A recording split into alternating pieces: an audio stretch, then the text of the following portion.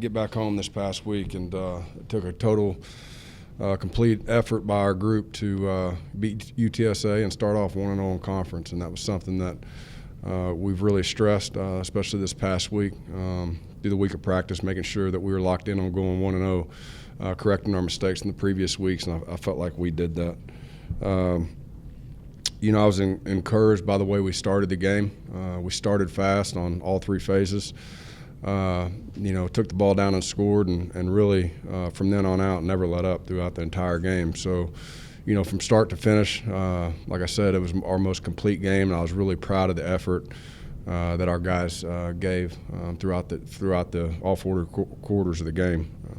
I know we're going to have to correct some of those mistakes that we had this previous week, as well as we played, as hard as we played. There's always things that we can get better on, continue to grow as a team. We're going to have to be focused and locked in for 4 quarters in order to be a great Houston team.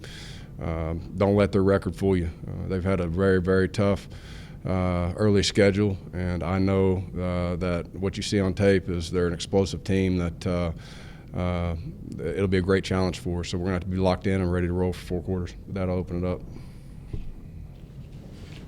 It seems like the nature of this game changed a little bit the other day when Garrett King elected to redshirt the rest of the season along with one of their better wide receivers. What was your reaction to that, and how does that change the nature? I don't have a reaction. I know there's 2 things I know for certain. One, they have an explosive team. It's not just about 1 guy, 2 guys, or any of that. They have great players. They have great coaches. There's no doubt in my mind. I think Dana does a great job of putting points on the board. He understands how to attack, and he'll have his team ready to play. So I'm not focused one bit about that situation. How do you prepare for a team when it looks like they're gonna start tune you haven't really seen this year? Does that change the nature of preparing for a team that maybe you don't have as good of No, it really doesn't. I think as explosive as they are offensively, I know whatever quarterback they'll use will be explosive. He'll understand the system. Again, I've been around Dana a long time, and he's gonna do what he does. He's always gonna have some wrinkles, but again, he's gonna put his players in the best situation to be successful. So we're gonna have to be locked in on all 3 phases. But defensively, is whoever the quarterback, it doesn't really matter. It's more about making sure that our alignment, our assignment, our technique is right, and making sure that everybody's playing 100%. What have you seen from the running backs, Carr and Porter, who have both had success so far this year? Yeah, I think they're both very talented, along with a lot of guys offensively. I think they're explosive at any time. They can take a play and can take it the distance, can score touchdowns. So they're physical guys, and I think very, very good players. And a lot of people think of the air raid type. Which we all came from, is throwing the ball around the yard, which they do a great job of that. But Dana does a great job in the run game, different run schemes in order to, 1, take pressures off his quarterback, but 2, he wants to play a physical brand of football, and they do a good job of that. You made mention of the air raid offense. On your squad, what impressed you about getting almost 300 yards running when you even said that your team is more of a passing offense? Well, I've always said balance is being able to do whatever you need to do to win a football game. If you got to run the football to win a game, that's what we got to do. We've stressed it.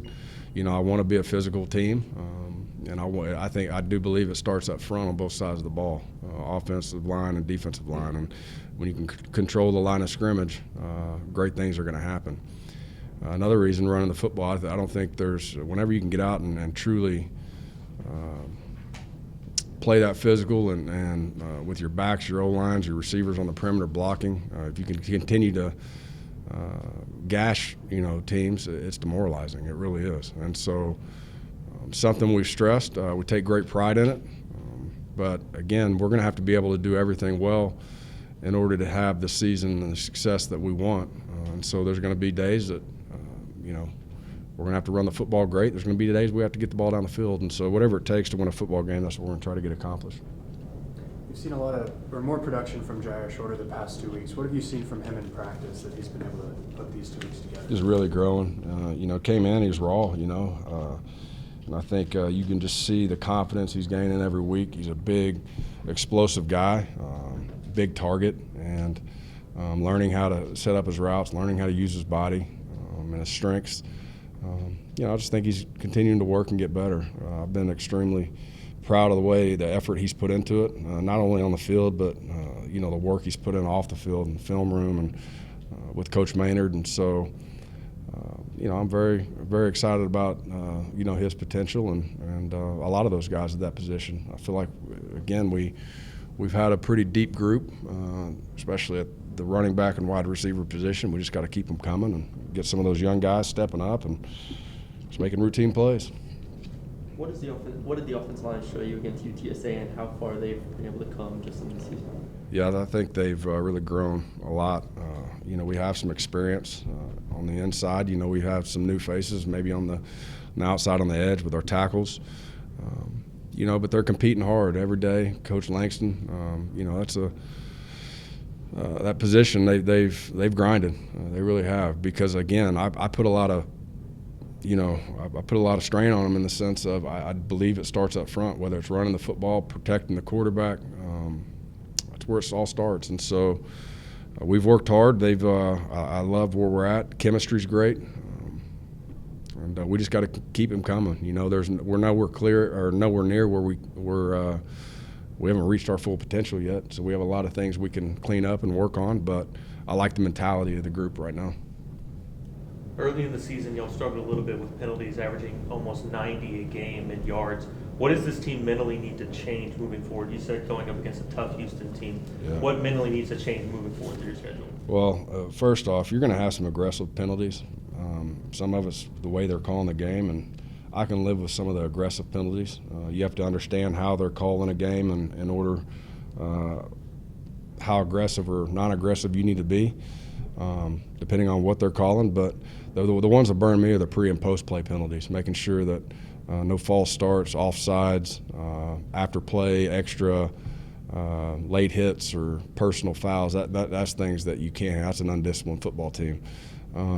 Some of the other penalties with that have gotten us with some of the pass interference is just technique, making sure we stay on top of routes, making sure that we're calm when the ball's in the air and get our eyes back to the football at times. And I think that's something we've stressed. We were better this past week, but still a lot of room for improvements. But we just got to eliminate the pre- and post-play penalties, which we had a couple this past week, pre-snap penalties. One of the interesting connections with your team and Houston's team, of course, is Stoon's brother played here for 4 years. Have you met Nathan over the course of your time here at all? Gotten to know him a bit? A little bit, not much. I know he was a great player here, and I know his brother at Houston. But again, I think if he's the guy, I watched him coming out of high school. I know he's a great quarterback, very, very talented. I know he'll be great in that system. But again, it's not so much focused on who or what is at that position. It's more focused on what we need to do as a team in order to win a football game. You've had a good amount of true freshmen step up, make play moves. Kevin, Deontay this past week. How have you seen them come in and be ready to play and take learning quickly? They're sharp dudes. They've come in, they work hard, and I've been impressed with them. Through fall camp, I knew they were guys that have a high ceiling and could help us this season. It's just a matter of making sure that it was the right situation for them, to make sure when we want to use freshmen, we want to make sure that it's for the right reasons.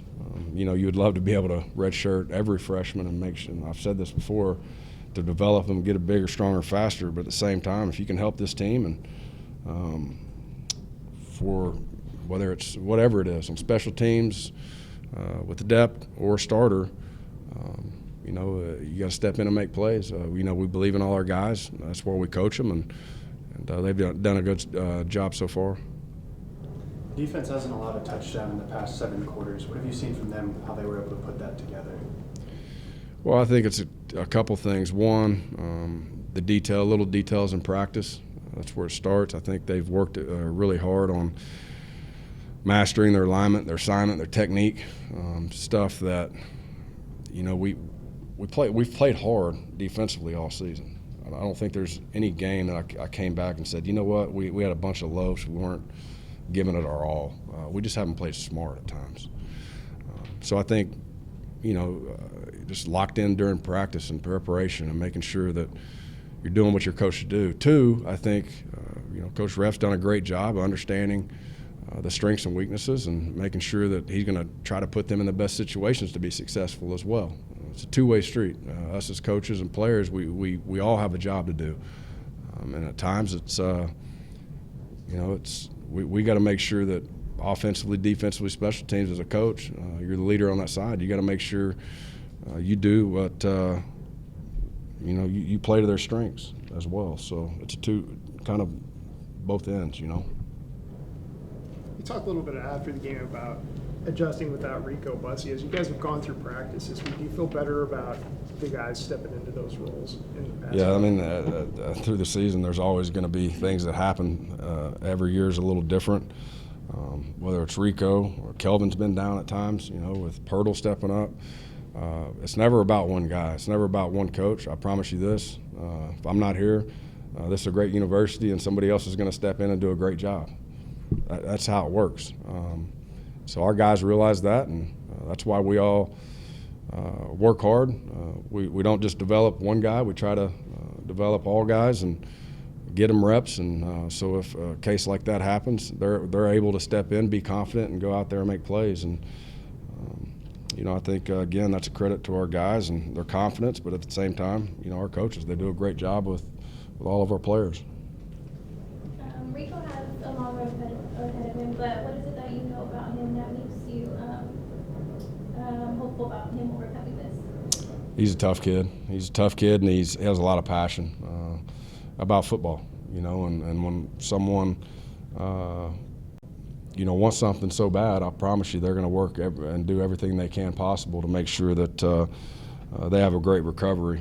Again, he's not the first player in the history that's had an injury that's had to be fixed. With the surgeries today and the medical staffs, you know, anymore, there's so much better so much better recuperation and the rehab and all the things that go into it. And so I know he's going to do a great job with that, and we have great care for him, and he's going to work hard to get back out on the field. I can promise you that.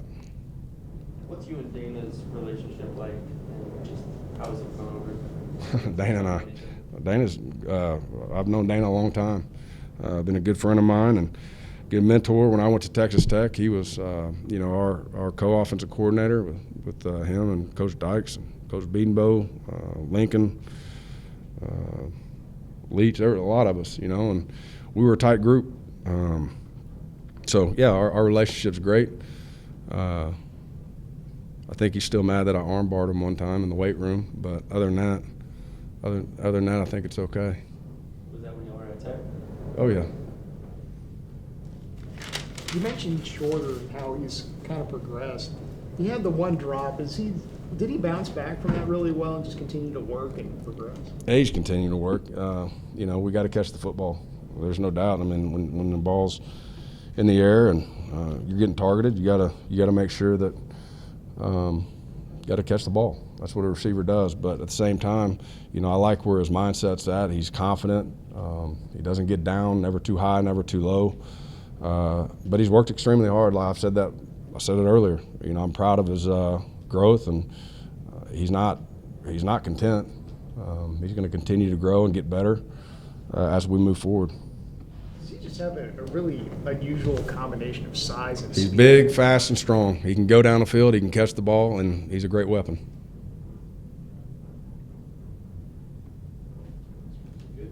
Thank y'all.